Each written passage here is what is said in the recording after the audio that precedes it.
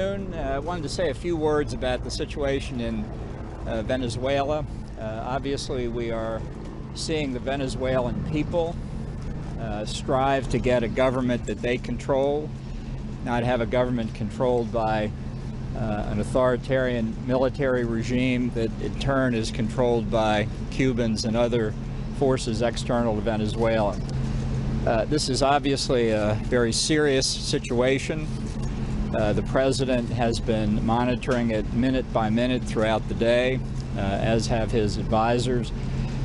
We see this now as a potentially dispositive moment in the efforts of the Venezuelan people to regain their freedom, which we fully support. There have been a lot of speculation, comment in the media about what's happening in Venezuela. We think it's still very important for key figures in the regime who have been talking to the opposition over these last 3 months to make good on their commitments to achieve the peaceful transfer of power from the Maduro clique to interim President Juan Guaido.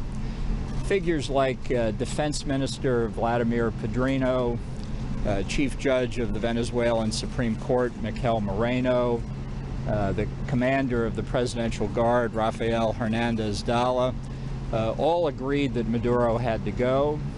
They need to be able to act this afternoon or this evening to help bring other military forces to the side of the interim president.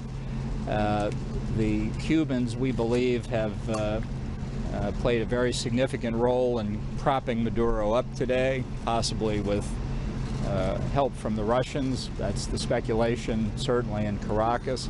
We think this demonstrates why we need Venezuela ruled by the people of Venezuela and not by external forces.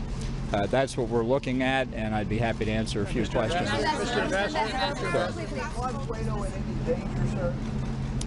Well, Juan Guaido is out on the streets of Caracas now. He's rallying the people. He's called for the people to come out, and they are increasingly on the streets. As I think many of you know, there were mass demonstrations planned for tomorrow. The circumstances of what's happened today in Caracas have called people out all over the country.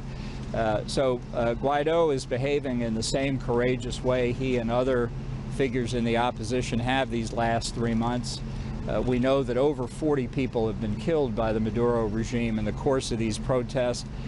This is an act of bravery by Guaido and others, really for the freedom of the Venezuelan people. Ambassador, given what you've seen on the ground so far today and the degree of loyalty that Maduro still seems to enjoy from elements of the Venezuelan military, what do you think the chances that this uprising will work on?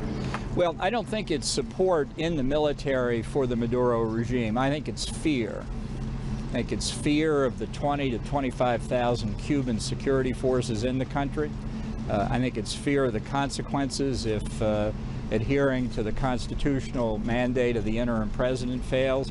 But I think really now what we're seeing is the people of Venezuela, this has been building for a long time, that if this effort fails, they will sink into a dictatorship from which there are very few possible alternatives. It's a very delicate moment. I want to stress again, the president wants to see a peaceful transfer of power from Maduro to Guaido. That possibility still exists if enough figures depart from the regime and support the opposition, and that's what we'd like to see. We want to see Defense Minister Padrino, the Chief Judge of the Supreme Court, Miguel Moreno, in particular, Rafael Hernandez Dalla of the Presidential Guard. Yes, sir.